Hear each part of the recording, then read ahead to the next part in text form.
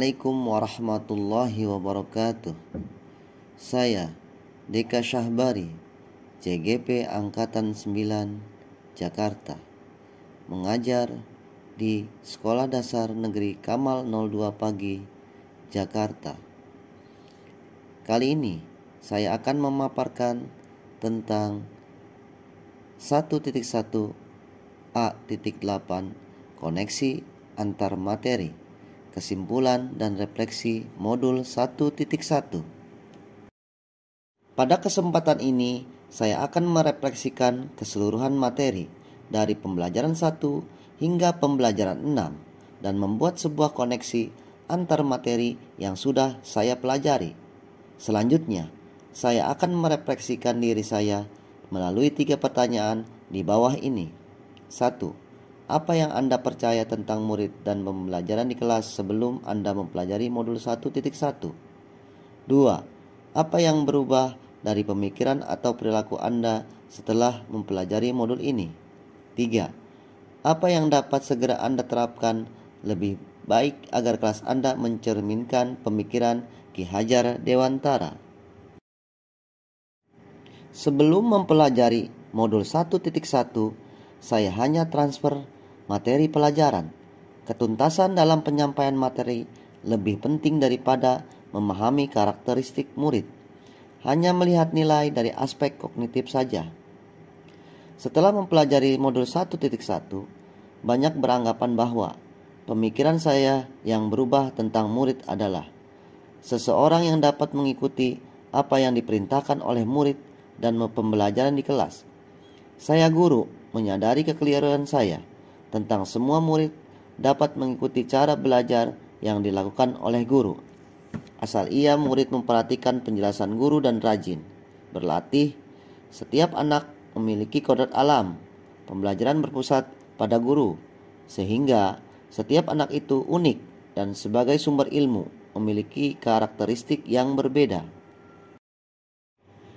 Murid memiliki bakat sendiri-sendiri sebagai objek dalam pembelajaran di kelas. Tugas seorang pendidik adalah menuntunnya agar ia dapat mengembangkan kodrat alam tersebut sesuai dengan kodrat zaman. Murid sebagai subjek pembelajaran, merekalah pemegang kendali pembelajaran.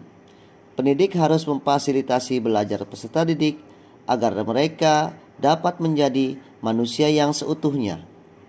Seperti dikatakan sebelumnya, murid sebagai subjek pembelajaran, merekalah pemegang kendali pembelajaran. Sebagai subjek, anaklah yang aktif dalam membangun pengetahuannya sendiri. Jadi, apa yang kita berikan kepada murid berasal dari kebutuhan murid itu sendiri. Cara mengajarkannya sesuai dengan kondisi anak dan pendekatan yang dipakai berdasarkan dunia anak. Tugas guru di kelas adalah mentransfer. Tugas guru yang sebenarnya adalah ilmu yang dimiliki kepada murid, membuat murid memahami dalam pembelajaran di kelas, terfokus pada penyelesaian kurikulum, pentingnya materi yang dipelajari. Dalam penilaian lebih berfokus pada membantu mereka mengidentifikasi penilaian pengetahuan. Manfaatnya bagi diri sendiri untuk kemudian diterapkan dalam kehidupan sehari-hari kepada orang banyak. Hal ini mengisyaratkan adanya proses pemaknaan materi, bukan sekedar menguasainya saja, akan tetapi juga menyadari manfaat untuk dirinya sendiri. Dalam pembelajaran, yang penting bukan penyelesaian kurikulum dan ketuntasan belajar, namun bagaimana anak dapat mengembangkan minatnya sesuai dengan kodrat alam dan kodrat zaman. Dalam pembelajaran kita dapat menciptakan pembelajaran yang menuntun peserta didik menjadi manusia yang berbudaya. Dalam penilaian kita tidak boleh hanya menilai pengetahuan saja, tapi juga harus dapat menilai sikap dan keterampilan. Karena ketiga penilaian ini merupakan satu kesatuan yang tidak dapat dipisahkan untuk dapat menentukan keberhasilan belajar murid. Untuk umpan balik, khusus untuk pengajar adalah supaya dapat melakukan evaluasi diri atas pembelajaran yang sudah dilakukan. Yang akan segera saya terapkan lebih baik agar kelas saya mencerminkan pemikiran Ki Hajar Dewantara. Saya akan menerapkan pemikiran Ki Hajar Dewantara di kelas saya. Langkah pertama saya terapkan adalah membuat kesepakatan bersama tentang proses pembelajaran di kelas.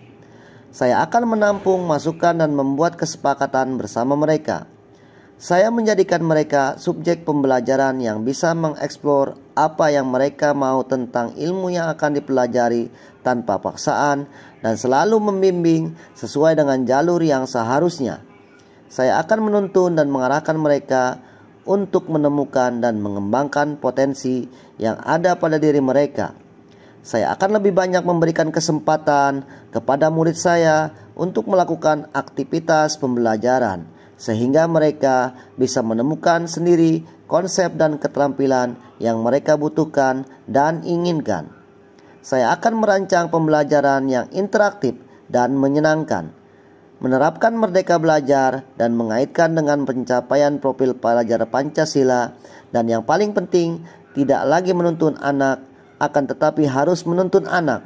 Strategi pembelajaran akan saya rancang dengan berbagai model dan metode pembelajaran yang bervariatif sesuai dengan kodrat alam dan kodrat zaman, sehingga dapat meningkatkan sikap, pengetahuan, dan keterampilan mereka.